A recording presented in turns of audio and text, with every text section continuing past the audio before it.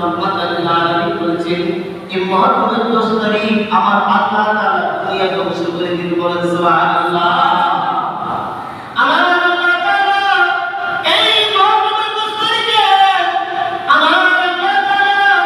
আমাদের আদি পিতা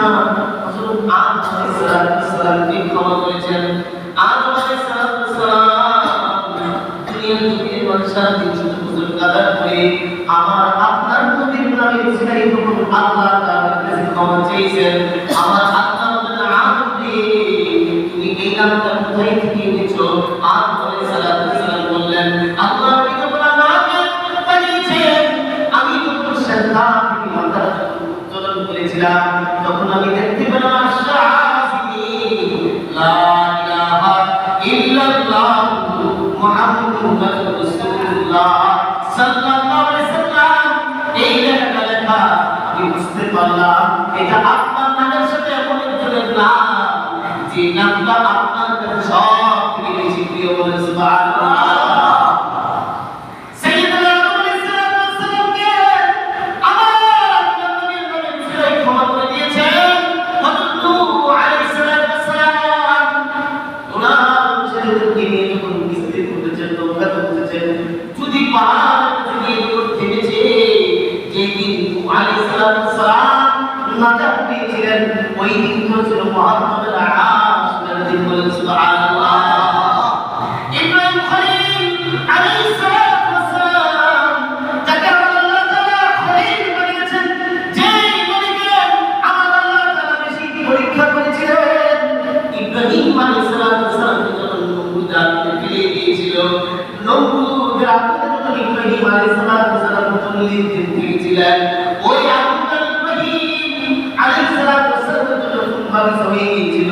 যেদিন নাজাত পেয়েছিলেন ওই দিনটা ছিল মুহররমের 10 তারিখ আসলার দিন বলেন সুবহানাল্লাহ সাইয়্যিদুনা মুসা পয়গম্বর আলাইহিস সালাম ফেরাউনের কবর থেকে উনার অনুসারীরা যেদিন আমার আল্লাহ তাআলা যখন সাগরের মাঝখানে থেকে রাস্তা হয়ে গিয়েছে যেদিন নাজাত পেয়েছিলেন ওই দিনটা ছিল মুহররমের 10 দিন বলেন সুবহানাল্লাহ আমার নবী মুহাম্মদ রাসূলুল্লাহ সাল্লাল্লাহু আলাইহি সাল্লাম যখন নৌকা থেকে মদিনায় শুরু করেন তখন তিনি দেখলেন তখন ওইখানে খ্রিস্টানরা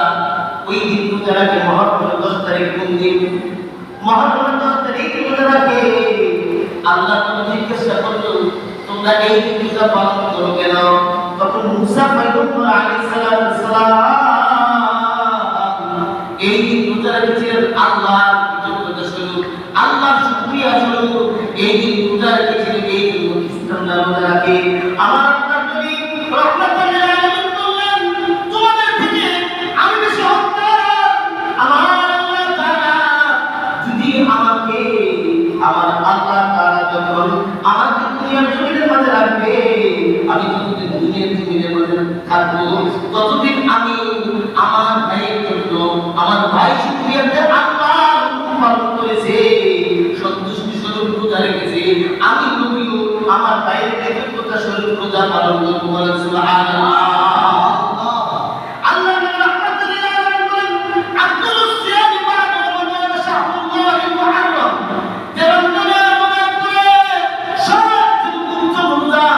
উৎকৃষ্ট রোজা হলো মুহররম মাসের 10 রোজা সাহাবীরা বললেন নবী গো আমরা তো মুহররম মাসের 10 তারিখ রোজা রাখি নবী খ্রিস্টানরা তো এই দিনে রোজা রাখে অথচ আমরা তাদের বিরুদ্ধে করি নবী আল্লাহ নবী বললেন সাহাবীরা রে মুসলমান খ্রিস্টান বৌদ্ধ হিন্দু ইহুদি নাসারা তারা কখনো মুসলমানের সমান বলেন সুবহানাল্লাহ আল্লাহ রাহমাতুল লিল আলামিন বলেন আমাদের আল্লাহ তাআলা আগামী বছর বাঁচিয়ে রাখি তাহলে মুহররমের 9 তারিখ রোজা বলেন সুবহানাল্লাহ মুসলমানরা রোজা রাখতে কয়টা দুইটা মুহররমের 9 তারিখ এবং 10 তারিখ কেউ যদি কোনো কারণে মুহররমের 9 তারিখ রোজা রাখতে পারলো না তাহলে এই ব্যক্তি মুহররমের 10 তারিখ এবং 11 তারিখ রোজা রাখতে পারবে, কিন্তু উত্তম হলো মহররমের 9 তারিখ এবং 10 তারিখ। আমার আল্লাহ তাআলা